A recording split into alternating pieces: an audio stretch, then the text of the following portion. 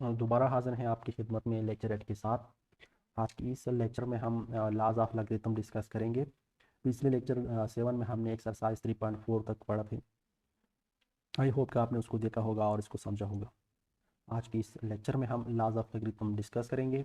Laws of logarithm क्या है और इसको हम कैसे यूज़ करेंगे। तो स्टार्ट करते हैं आज का हमारा प्यारा लेक्चर। जैसे कि आप जानते हैं कि जो भी हमारे पास लॉग होता है तो उसी लॉग के अंदर हम दो वैल्यूज़ हमेशा लिखते हैं। जैसे कि यहाँ पर हम एक वैल्यू यहाँ पर लिखते हैं लॉग ऑफ ए और इसके साथ हम कोई बेस लिखते हैं, फॉर एग्जांपल बी। तो ये बात तो आपको क्लियर होनी चाहिए कि जब भी हम एक लॉग लिखते हैं तो उसी लॉग के अंदर हम दो वैल्यूज़ डालते हैं। एक यहाँ पर जिसे हम कहते हैं लॉग वैल्यू और एक यहाँ पर जिसे हम कहते हैं base value. So log value को आप जहन में रखें और हमारे साथ इस लेक्चर को आखिर तक देखते रहिए। फ़र्ज़ करते हैं कि हमारे पास तीन कोई भी नंबर है जिसका एम एन और ए हमने नाम रखे हैं। ये कोई भी रियल नंबर्स हो सकते हैं, ठीक है। अब इस रियल नंबर्स की आपको लॉग में मुख्तलिफ़ तरह की कम्बिनेशन सामने आ सकती हैं और इसको डील करने के लिए ये लॉज ऑफ लॉगरिथम हमारे पास है और इसी को हम इम्प्लीमेंट करेंगे। So according to this first law of logarithm, यहाँ आप देख सकते हैं ये हमारी लॉग वैल्यू है, यहाँ पर हमारी लॉग वैल्यू ये है, यहाँ पर हमारी लॉग वैल्यू ये है और यहाँ पर दो लॉग मल्टीप्लाई हो रहे हैं। सो जैसे यहाँ पर आपके पास एक लॉग वैल्यू है उसमें दो नंबर्स एम और एन मल्टीप्लाई हुए हैं। तो according to this law of logarithm आप ये लॉग दोनों के साथ अलग अलग लिख सकते हैं। जैसे यहाँ पर एम और एन मल्टीप्लाई है, सो हमने यहाँ पर लिखा है लॉग ऑफ एन और फिर लिखा है लॉग ऑफ एन।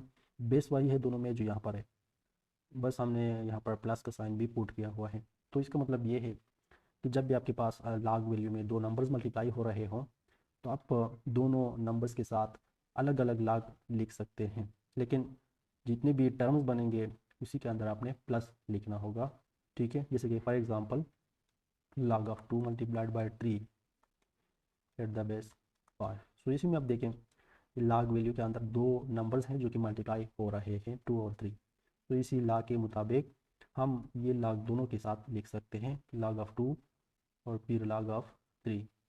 बेस यहाँ जो 5 है तो यहाँ भी 5 ही रहेगा। बस जितने भी यहाँ पर टर्म बनेंगे, अगर तीन नंबर मल्टीप्लाई है तो तीसरे नंबर के साथ भी आप लिखें, लॉग लिखें। 4 है तो फोर्थ के साथ भी लिखिए, 5 है, जितने भी होंगे। लेकिन ये बात आपने जहन में रखना है, अगर यहाँ सब के सब में के बीच में मल्टीप्लिकेशन है तो यहाँ सब टर्म लॉग के बीच में एडिशन होगा, यानी प्लस आपने लिखना होगा। नेक्स्ट है जी कोशेंट लॉ ऑफ लॉगरिथम, हम इसको कहते हैं। और इसका मतलब ये है कि अगर आपके पास लॉग वैल्यू में कोई बटा आ जाता है या इस तरह की सिचुएशन आ जाती है जहाँ एक नंबर दूसरे नंबर के ऊपर डिवाइड करता है, जैसे यहाँ पर m डिवाइड बाई n है लॉग वैल्यू में, तो इसी लॉ के मुताबिक ये लॉग आप दोनों के साथ अलग अलग लिख सकते हैं। जैसे यहाँ पर m और n डिवाइड हो रहे हैं तो यहाँ हम m के साथ अलग लॉग लिख रहे हैं और n के साथ हमने अलग लॉग ले रखा है। बेस वही है दोनों में जो यहाँ पर है, यहाँ पर भी है, यहाँ पर भी है। बट आपने यहाँ पर देखना है कि अगर यहाँ डिवीजन है तो यहाँ सब्ट्रैक्शन होना चाहिए। जैसे कि for example log of 2 divide by 3 at the base 5। तो यहाँ पर देख सकते हैं कि log वैल्यू में 2 डिवाइड हो रहा है 3 के ऊपर, यानी बटा है। तो इसी log के मुताबिक ये log में 2 के साथ भी लिख सकता हूँ और यही log में 3 के साथ भी लिख सकता हूँ। बेस यहाँ जो 5 है तो यहाँ भी 5 है, यहाँ भी 5 ही है। लेकिन जो चेंज होना है वो ये है कि अगर आपके पास यहाँ डिवीजन आ जाता है तो यहाँ माइनस आना चाहिए, मल्टीप्लिकेशन आ जाता है तो यहाँ प्लस आना चाहिए। यही बात आपने जहन में रखनी है। चलते हैं लॉ नंबर 3 के ऊपर।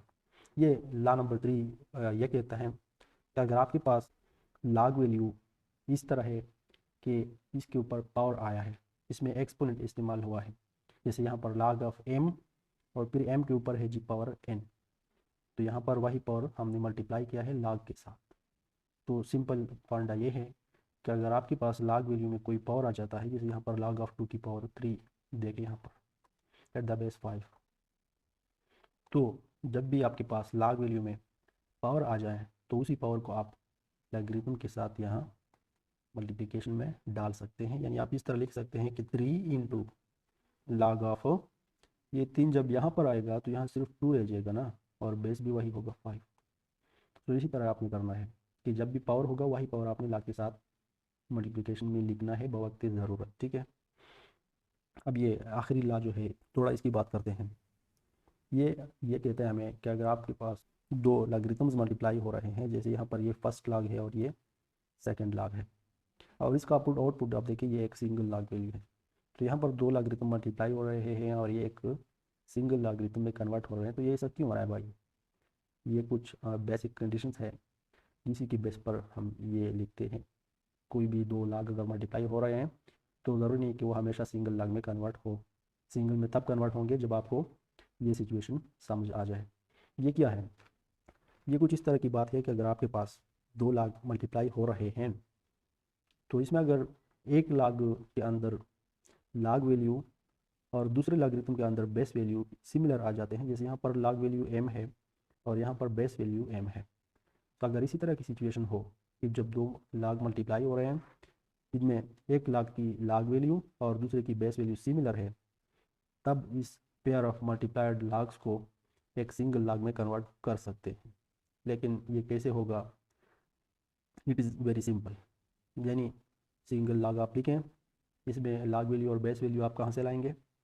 वो यहाँ से आपने लेके डालने हैं। किस तरह? जो सिमिलर होंगे उसी को तो आप निगलेक्ट करेंगे ही। जैसे यहाँ पर m है, यहाँ पर m है, तो इसको आप ख़त्म करें अपनी समझ से। यूँ समझ लीजिए कि ये हमारे पास तय ही नहीं है, ठीक है। तो इसके बाद जो बचेगा वो यहाँ पर आएगा, यानी यहाँ पर लॉग वैल्यू बचेगी n, तो वो यहाँ पर होगी लॉग वैल्यू n। यहाँ पर बेस वैल्यू बचेगी a, तो यहाँ पर बेस वैल्यू हो जाएगी। तो इसी तरीके से आपने देखना है। For example, log of 2 at the base 3 multiplied by log of 5 at the base 2। तो ये दो लॉग्स हैं, देखें ये 1 और ये 2। फर्स्ट के अंदर आप देखें लॉग वैल्यू है 2 और सेकंड के अंदर है बेस वैल्यू 2। तो यहाँ जो सिमिलर वैल्यूज़ हैं 2 और 2, तो इसका मतलब ये है कि ऐसे दो लॉग्स को हम एक सिंगल लॉग में लिख सकते हैं, ठीक है। कैसे? सिमिलर है, फर्स्ट की लॉग वैल्यू सेकंड की बेस वैल्यू सेम है, तो आप इसको निगलेक्ट करें। जो यहाँ लॉग वैल्यू बचती है वो यहाँ रहेगी और जो यहाँ बेस वैल्यू रहती है वो यहाँ आ जाएगी। इतनी सी बात है बस। होप कि आपने इसको समझा होगा।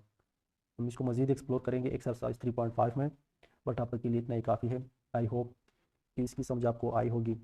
बहुत अहम टॉपिक है, इसी को आप ज़रूर देखें, बार बार समझने की कोशिश करें और फिर हम इंशाल्लाह नेक्स्ट लेक्चर में आपके साथ 3.5 में इसके ऊपर मज़ीद क्वेश्चन करने वाले हैं। तो stay tuned with us and thank you for watching us.